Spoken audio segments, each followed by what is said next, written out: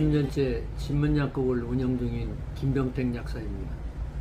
혈관의 나이를 줄여 나를 살리고 내 몸 안에 흐르는 혈관의 건강으로 120세 천수를 누리는 일념으로 몸을 돌아가게 만드는 법을 알리고 마음의 병이 몸의 병으로 전이되는 것을 막고 마음의 독을 체외로 배출하고 싶은 김병택 약사입니다.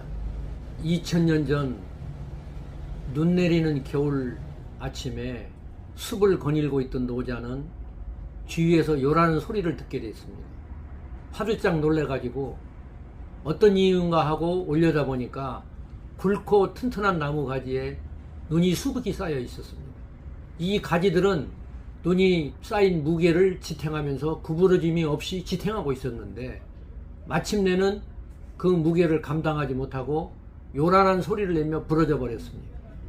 반면 그 옆에 있는 가늘고 작은 가지들은 눈쌓임에 따라서 자연스럽게 휘어지면서 눈을 아래로 떨어뜨린 후에 다시 원래대로 튀어올라 본 모습을 유지하는 것이었습니다. 아하, 이렇게 하는구나 하면서 형태를 구부러뜨림으로써 변화하는 것이 버티고 저항하는 것보다 훨씬 낫다는 것을 알게 되었습니다. 이것이 바로 노자가 깨우침의 일환이었습니다. 우리 인생 여정에 있어서 우리의 끝은 한이 없습니다.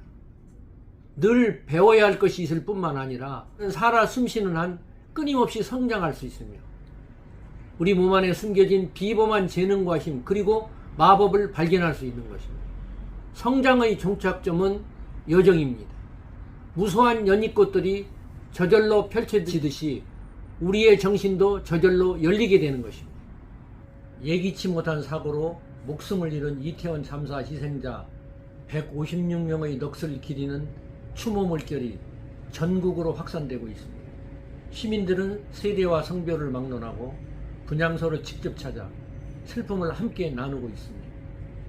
사고 소식을 접하고 하루 종일 눈물을 흘렸습니다. 앞으로 제도가 잘 정비돼 안전하게 살 수 있는 나라가 됐으면 하는 바람이라고 말하고 있습니다. 젊은 친구들이 못다 이룬 꿈, 하늘에선 마음껏 펼치기를 바랍니다. 흩뿌려진 못다한 꽃잎들이 미안한 마음뿐입니다. 애도하는 글들이 많이 적혀 있습니다. 대부분의 희생자가 피어보지도 못하고 하늘이 별이 된 탓인지 유족들의 울음소리는 더 처연하게 들리고 있습니다. 세월호에서 이태원까지 덮친 20대의 공포가 일상화되어 있으며 두려움을 호소하고 있고 젊은 청춘들이 비극의 수렁에서 헤어나지 못하고 있습니다. 현장 구급대원 경찰도 비극 또한 다른 피해자입니다. 악몽, 불안 증세, 불면증 등 이상 증상이 한 달 이상 지속될 경우 상담을 받아야 할 만한 트라우마를 가지고 있는 것입니다. 이태원 참사에서 살아남은 생존자들은 당시 상황을 설명하면서 목이 메었고 몸을 떨고 있었습니다. 여전히 잠을 잘 수 없고 집 밖에 나가기가 힘들다고 말하며 지옥이었다, 꿈이었으면 좋겠다고 말하며 사람들이 참사를 제대로 알아야 한다고 말하고 있습니다. 피해자들에게 미안하다고 말하는 것조차 그들은 피해자인 생존자들입니다. 이들은 살아남은 자의 죄책감에 시달리고 있습니다.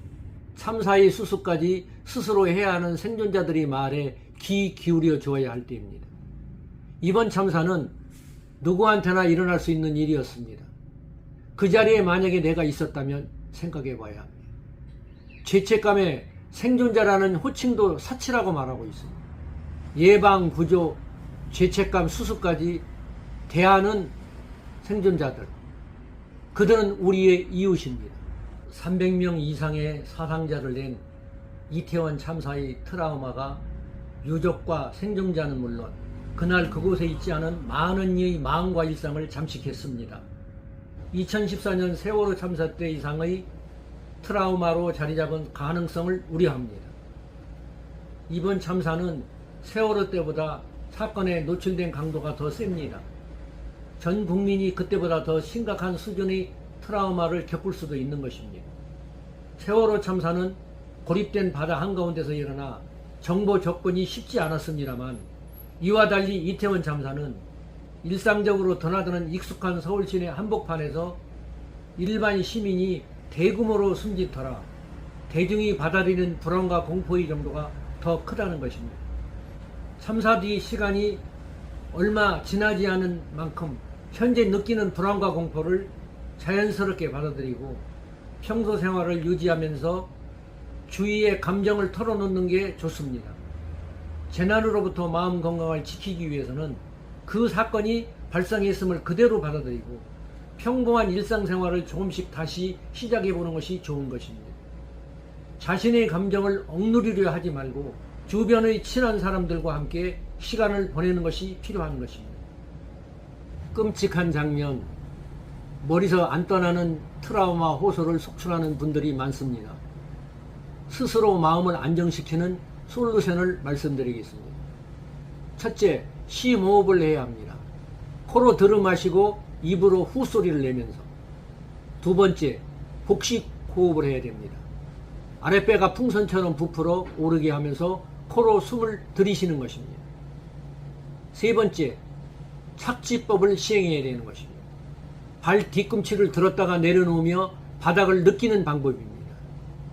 네 번째, 나비포옹법이라고 해서 두 팔을 가슴 위에 고착시켜 양측 팔뚝을 10번 내지 15번 정도 두드리는 방법입니다.